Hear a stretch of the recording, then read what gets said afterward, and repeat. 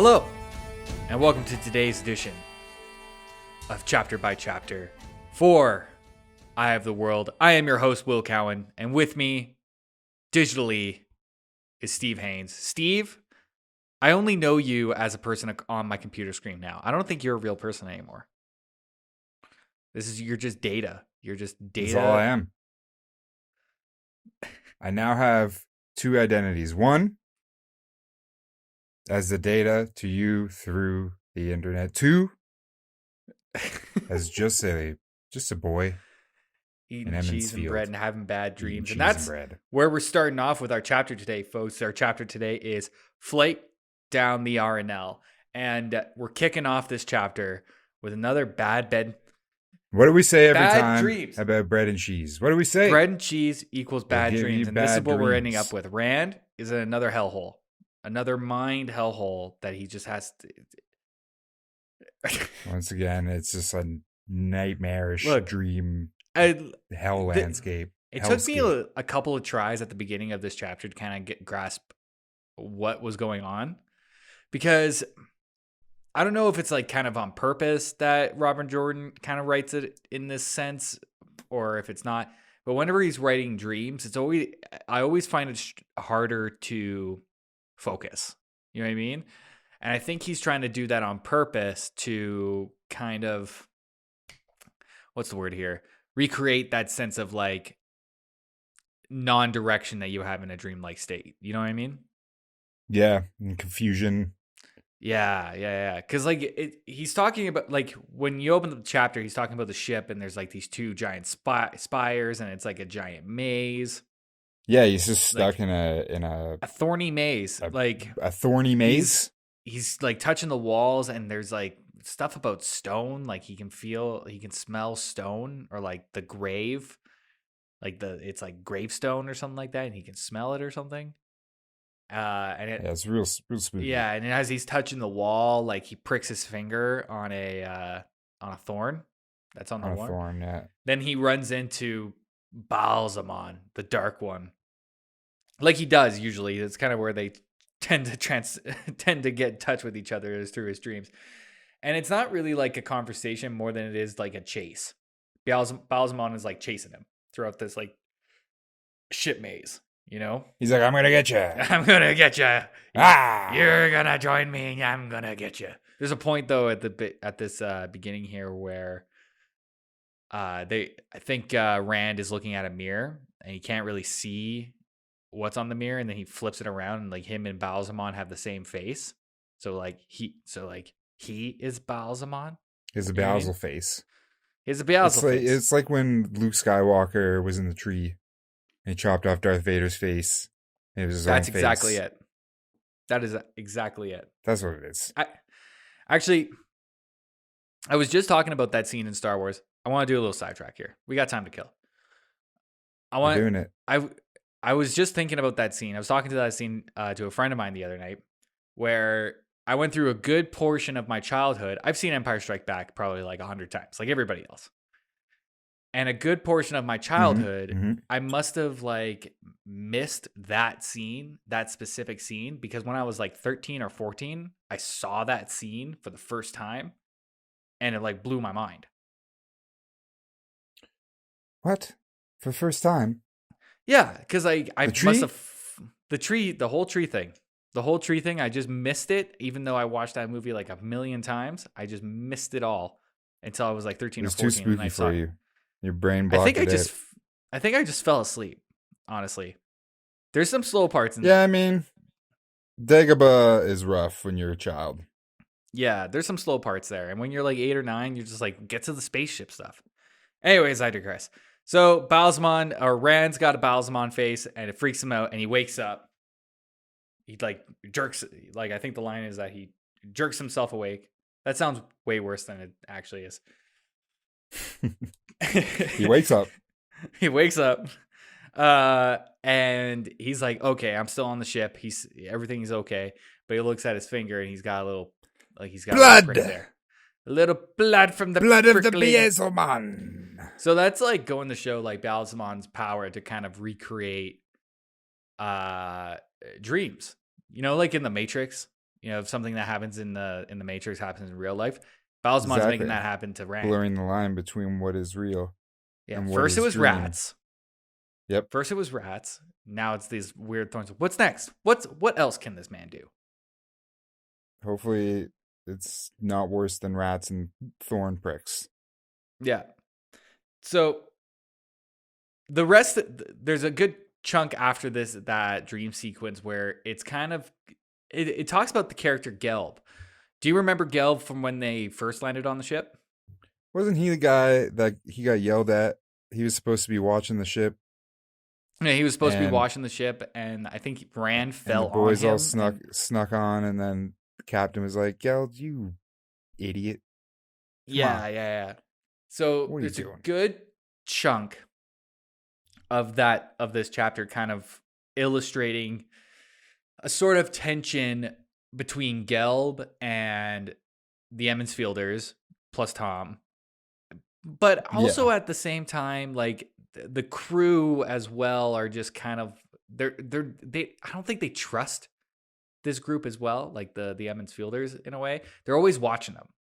You know, like what yeah. is really going on here? Nobody trusts anyone here in this situation Yeah, and I think on it both even says sides. at one it says at one point in the book where Captain Domon, the captain of the ship, it's almost like he believes the Trollocs are after him, even though everybody kind of knows that it has to do with these kids in some sort of way. You know what I mean? Well, it does seem like they are also after him for something. Like, I don't know. It does seem like, because they do mention that Trollocs have come after them. I don't know. I mean, they're pirates, man. It's a pirate's life. You Like, know, they you are just definitely after the boys. But yeah. there might be some booty on that ship, I think, that they Well, want. maybe it's like it's an Elias sort of thing where, you know how Elias runs into has had run-ins with warders and Aes Sedai in the past. Yeah. Maybe Dolman has had some run-ins with Trollocs in that world. I mean, when you're a traveler like that, you see shit for sure. When you're a pirate, When you're a pirate, forget about it. you've seen everything when you're a pirate. Kraken, Krakens, while squid.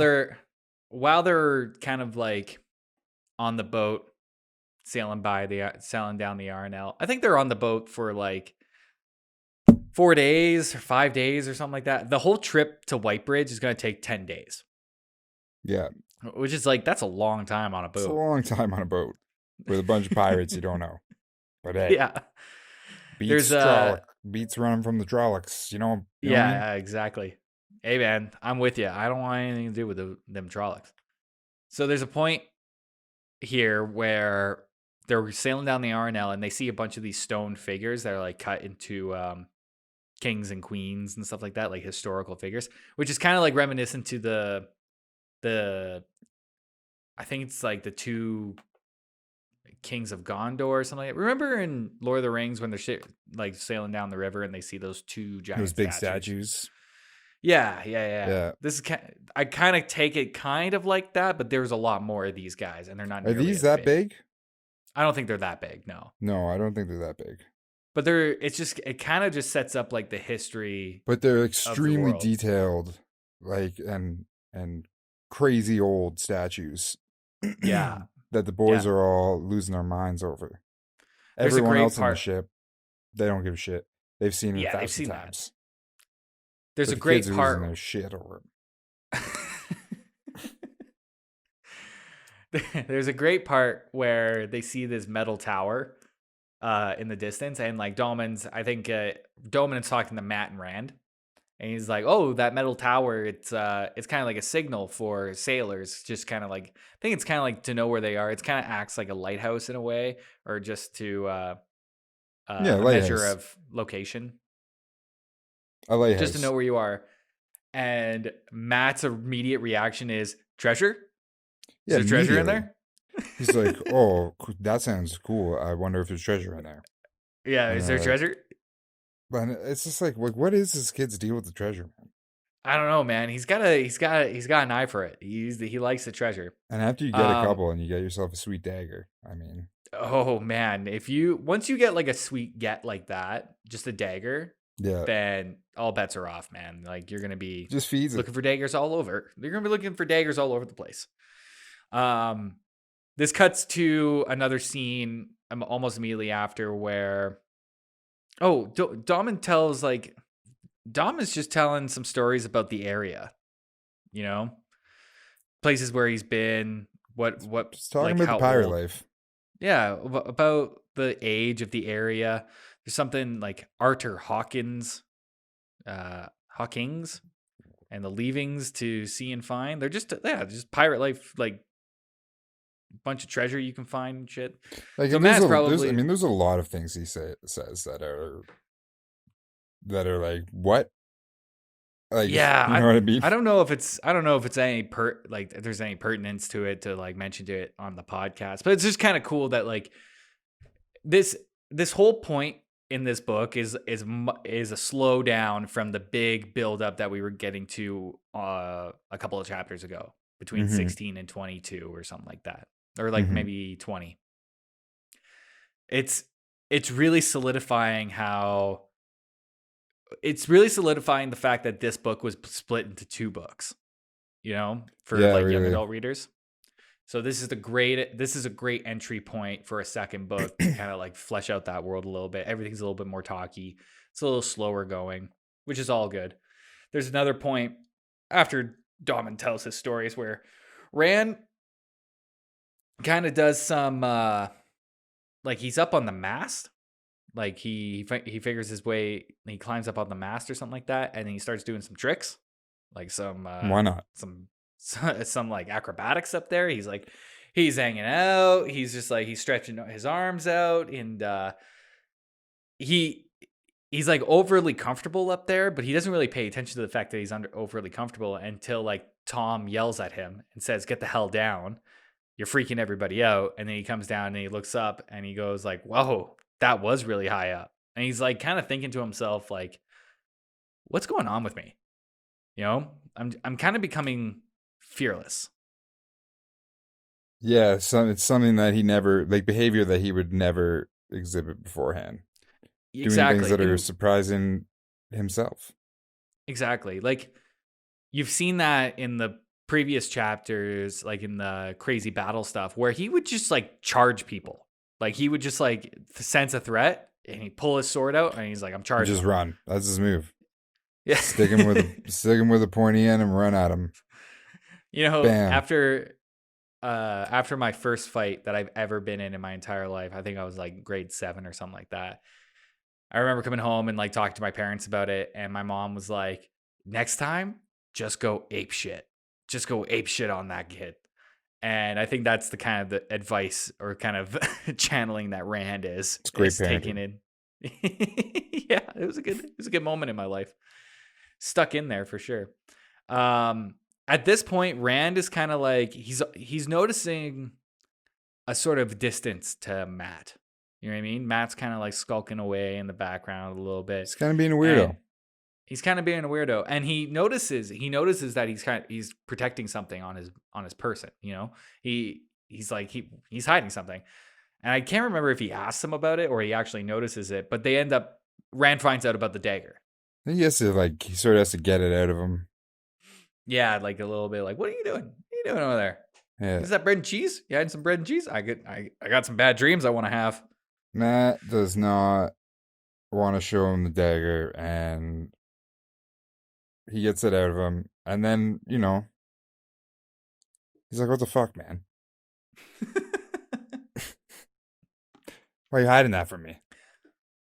I don't think I don't think he was pissed about it. I think it was a little bit more of a like don't tell anybody else. Don't show anybody that you've got this, because like we're on a ship full of pirates, right? There's that Gelb guy. He hates us already. Like you got to be a little bit more careful you got to be careful about having stuff like that. And Matt's like, "Treasure? More treasure?" Treasure?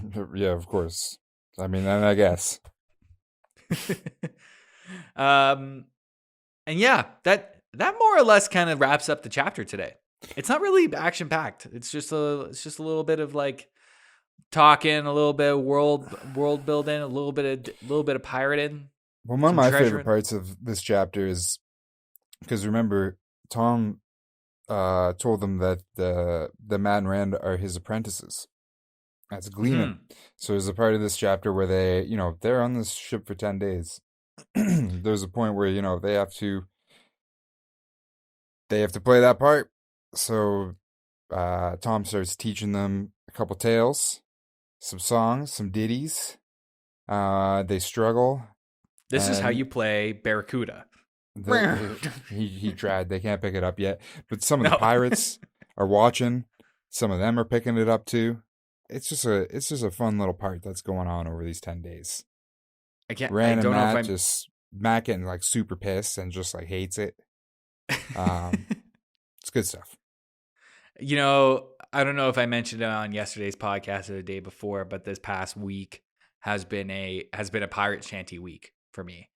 Yeah, you mentioned. And yeah, and I just is there a Wheel of Time pirate shanty that we can learn? Does anybody we can write know? one. We can write one, but I'm just asking the people out there listening. Like, if you know of an Wheel of Time pirate shanty, send it our way. We'll sing it. I'll sing it. I don't care. I just want to know a pirate shanty. All right. Well, you heard it. Start send it in. Send it in. And that wraps up our chapter today, folks. Nothing too much going on, but still a little bit to talk about, right, Steve? That is right, Will. Yeah. Tomorrow we'll be back to finish up the week with chapter 25. Is this chapter 25? Chapter 24. 24. 25. Chapter 25. With the traveling people. The traveling people. Thank you so much for listening. We'll see you all tomorrow.